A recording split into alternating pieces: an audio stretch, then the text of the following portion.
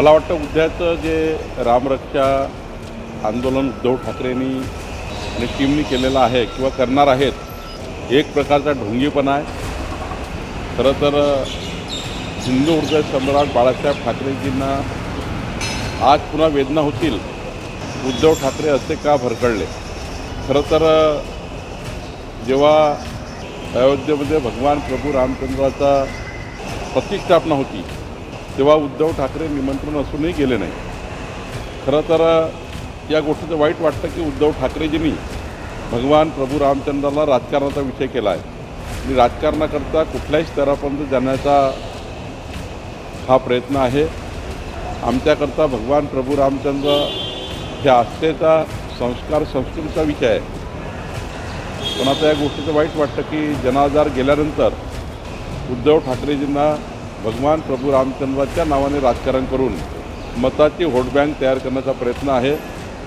जेव्हा खरंच रस्त्यावर उतरण्याची गरज होती तेव्हा उतरले नाही आणि आता मात्र सर्वच लोकांनी उद्धव ठाकरेंना सोडल्यानंतर भगवान प्रभू रामचंद्राची आठवण उद्धवजींना येत आहे असं मला वाटतं. खरं तर देवेंद्रजींना हिंदुत्व शिकवण्याची फार गरज नाही आहे. देवेंद्रजीचं आयुष्य हे हिंदू धर्माचं संस्कार संस्कृती जतन करण्याकरता गेलेलं आहे. देव देश धर्मकार्याकरता आयुष्य देणारे देवेंद्रजी आहे.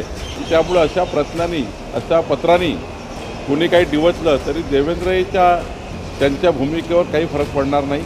देवेंद्रजी खऱ्या अर्थाने भगवान प्रभू रामचंद्राचे असीम भक्त आहेत आणि बाबरी मस्जिदच्या आंदोलनाच्या वेळी देवेंद्रजी कार सेवा करत होते तेव्हा हे सर्व लोक झोपा घेत होते. त्यामुळं देवेंद्रजीबद्दल बोलून आणि ते नागपुरात बोलून केवळ त्यांना टीका मिळत आहे, काही दुसरं मिळत नाही. माझ्याकडे जयंत पाटील येऊन गेले. 2 तास बैठक झाली परवा एका विषयावर वाळवा तालुक्यावर. देवेंद्रजीकडे जाणे किंवा एकनाथजीकडे जाणे किंवा माझ्याकडे येणे हे काही राजकारणाचे विषय थोडी आहेत. शेवटी राज्याच्या डेव्हलपमेंटकरता सर्वांनी एकत्रितपणे सल्लामसलत केली पाहिजे ही भूमिका आहे. असा घमासांचा कधीच प्रश्न येत नाही. काही जर वाटलं तर माननीय सुनेत्रा पवारजी आणि देवेंद्रजी बोलतील. घमासान करण्याचा काही प्रश्न नाही आहे. आमच्याकडे संवाद आहे. सुनेत्रा वैरींना मोठं स्थान आहे आमच्याकडे. त्यामुळं देवेंद्र हीची चर्चा करून निर्णय होईल. सकारात्मक सरकारने राहिलंच पाहिजे ही सरकारची जबाबदारीच आहे. मंत्री म्हणून माझी जबाबदारी आहे. उद्या संजय राऊत साहेबांनी एखादा विषय महाराष्ट्रात पाठवला, तो जर योग्य असेल तो निर्णय घेतला पाहिजे, त्यावर काम केलं पाहिजे. अंबादास दानवेजींनी एखादा विषय काढला, त्यावर काम केलं पाहिजे. शेवटी राज्याच्या हिताच्या 4 गोष्टी सांगितल्यावर जरी विरोधी पक्षांनी सांगितल्या तरी त्यावर सकारात्मक निर्णय करणं हीच सरकारची जबाबदारी आहे. राजमाता जिजाऊ महिला सक्षमीकरण योजना महसूल खात्याने सुरू केलेली आहे.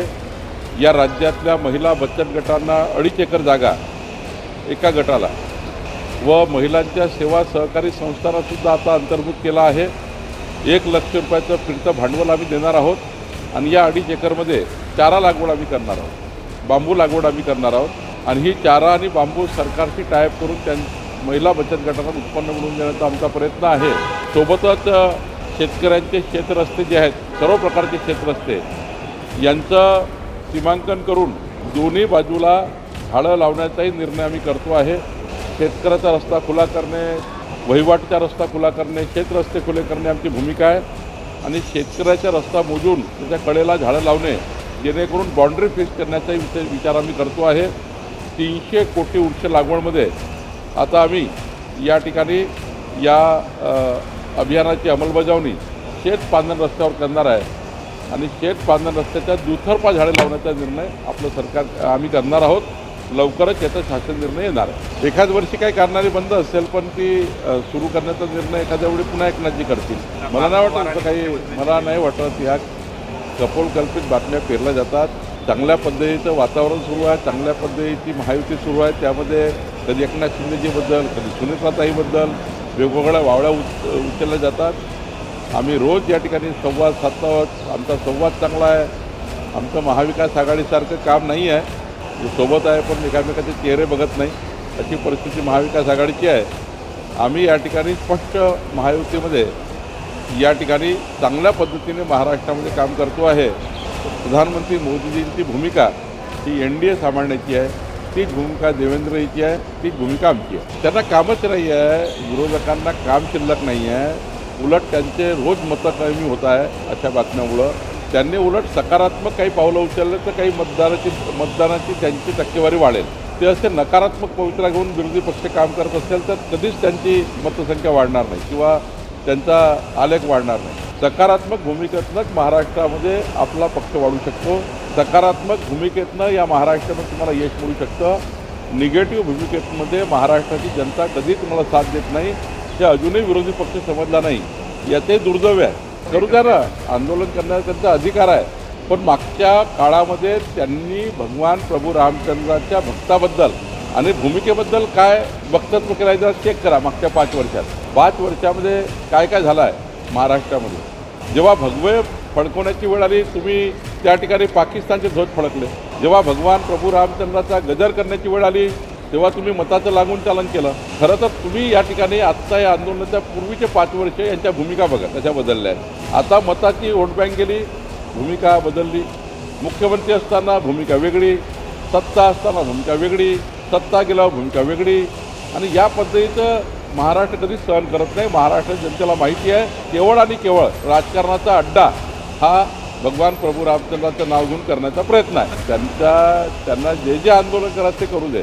पण महाराष्ट्रात त्यांना जर बेस तयार करायचा असेल तर सकारात्मकच तयार करू शकतात. असा बेस तयार होत नाही. काँग्रेसच्या जवळपास सर्वच खासदाराला असं वाटतं की काँग्रेसची भूमिका चुकत आहे.